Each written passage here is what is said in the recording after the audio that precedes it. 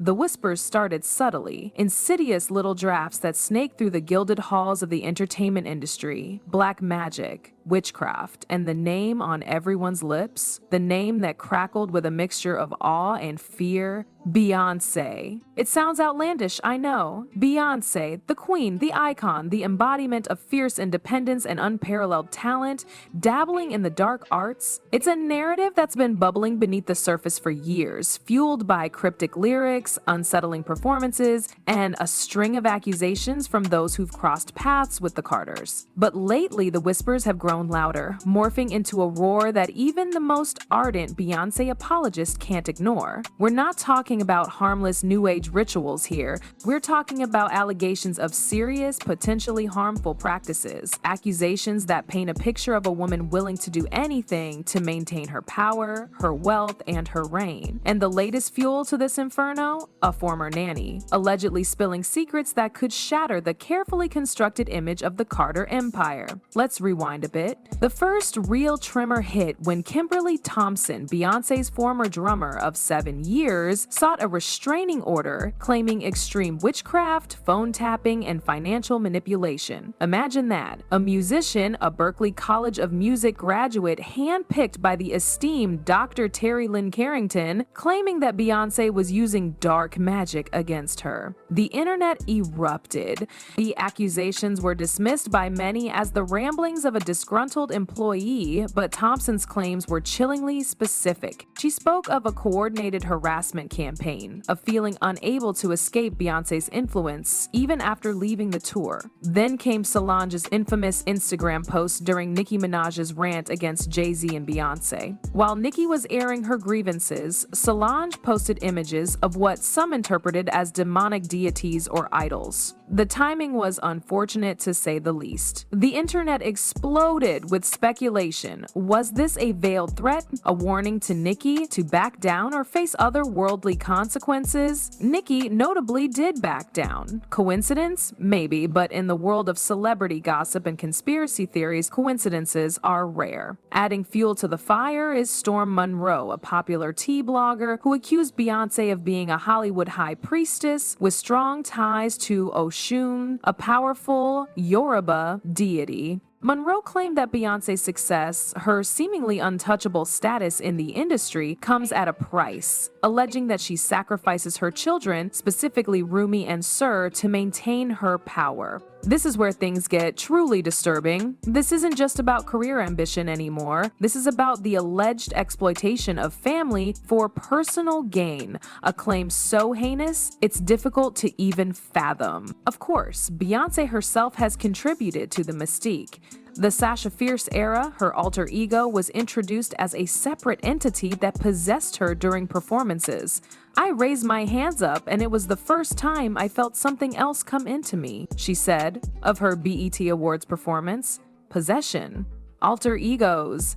In a world obsessed with authenticity, Beyoncé openly embraced the idea of being inhabited by something else. It's a detail that, in retrospect, feels less like artistic expression and more like a carefully crafted piece of the puzzle. Then there's Kata Shari, another former dancer, who took the accusations to a truly horrifying level. She claimed Beyoncé orchestrated the kidnapping and sexual assault of her child as punishment for leaving her employ after discovering the alleged witchcraft. It's a claim so outrageous, so unbelievably dark that it's hard to process. You evil witch, Sherry raged online. You called for my child to be saved? It's a mother's worst nightmare, weaponized and allegedly wielded by one of the most powerful women in the world. And let's not forget Jaguar Wright, who in a fiery interview with Piers Morgan alluded to even more sinister practices. She suggested that Beyoncé and Jay-Z keep the remains of people they've supposedly murdered in their home and use them for rituals. And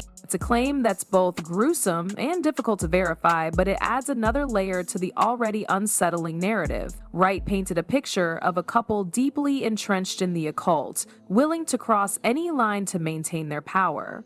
Which brings us to the anonymous nanny, the alleged source of Wright's information. This nanny, who supposedly worked for the Carters after the birth of the twins, reportedly fled after witnessing demonic mess.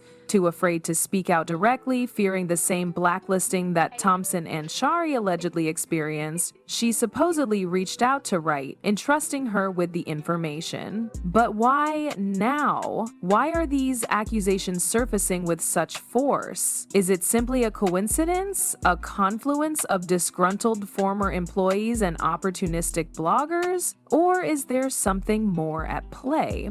Is the carefully constructed facade of the Cotter Empire finally starting to crack, revealing the darkness that some have long suspected lies beneath? Jay-Z's recent legal troubles add another layer of intrigue. He claimed financial hardship in a lawsuit, stating that reputational damage from other lawsuits made it impossible for him to secure business loans. A billionaire pleading poverty, it strains credulity. Some suggest that Beyoncé's relentless touring and business ventures are a desperate attempt to keep the empire afloat. A frantic scramble fueled by something more than just ambition. And what about the silence of the Me Too movement? Jaguar Wright pointedly asks why the movement, which she claims was orchestrated by Jay-Z to take down R. Kelly, has been so quiet about the allegations against the Carters. Is there a double standard at play? Are powerful figures being protected even in the face of serious accusations? The truth, as always, is likely complex and multifaceted. It's easy to dismiss these accusations as the product of jealousy, resentment, or outright fabrication. But the sheer volume of claims, the consistency of the themes, and the willingness of some to risk their careers and reputations to speak out suggest that there may be something more to the story. Whether Beyoncé is a benevolent businesswoman, a victim of circumstance, or a practitioner of dark arts remains to be seen. But one thing is clear, the whispers aren't going away anytime soon. The questions have been asked, the accusations have been made, and the internet is watching, waiting to see if the Queen's reign will continue unchallenged or if the darkness will finally consume her. The internet sleuths, of course, have been having a field day. Every lyric is dissected, every performance analyzed for hidden symbolism.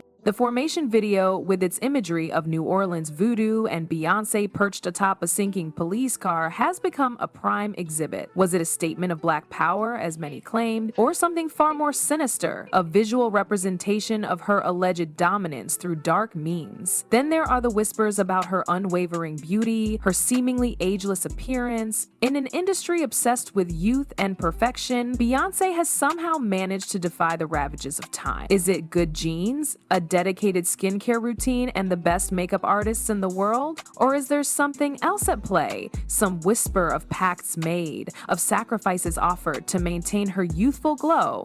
The deity Oshun keeps resurfacing in these conversations. The Yoruba goddess of love, beauty, and fertility, Oshun is often associated with water, gold, and honey. Some claim that Beyoncé's fascination with these symbols, her use of them in her music and performances, is not mere artistic expression but a direct connection to the deity, a sign of her devotion and her power source. But let's consider the source of these accusations. Disgruntled employees, jilted lovers, conspiracy theorists? Are they credible? Do they have an agenda? It's easy to dismiss them as simply wanting their 15 minutes of fame, as seeking to tear down a successful woman out of jealousy or spite, and certainly some of the claims are outlandish, bordering on the absurd. Ritualistic. These are serious allegations that demand concrete evidence, not just whispers and rumors. Yet the sheer number of accusers, the consistency of their stories, is hard to ignore. Kimberly Thompson, Kata Shari, Jaguar Wright, the anonymous Nanny. These are not isolated incidents. They form a pattern, a tapestry of accusations that, while lacking definitive proof, create a disturbing picture. And what about the power dynamics at play? Beyoncé is one of the most powerful women in the world, with a vast network of lawyers, publicists, and devoted fans. Who would dare to speak out against her? Who would risk being branded a liar, a lunatic, a hater? The fear of retaliation, of being blacklisted in the industry, is a powerful deterrent. Perhaps that's why so many have remained silent for so long, only to finally speak out when they feel they have nothing left to lose. The silence from Beyoncé and Jay-Z is deafening. They have denied the allegations, of course, but their responses have been carefully crafted, vague, and ultimately unsatisfying. They threaten lawsuits, they denounce the accusations as baseless, but they never truly address the substance of the claims. Is this a calculated strategy, a way to avoid fueling the fire, or is it a sign of something more sinister, a tacit admission of guilt? Ultimately, the truth remains elusive. We may never know for sure whether Beyonce is a practitioner of black magic, a Hollywood high priestess, or simply a talented and ambitious woman who has been unfairly targeted by jealous rivals and conspiracy theorists. But the accusations, the whispers, the rumors, they have taken on a life of their own. They have become a part of the Beyonce narrative, a dark shadow that will likely follow her for the rest of her career. And in the court of public opinion, where perception often trumps reality, that may be enough to tarnish the queen's crown just a little bit.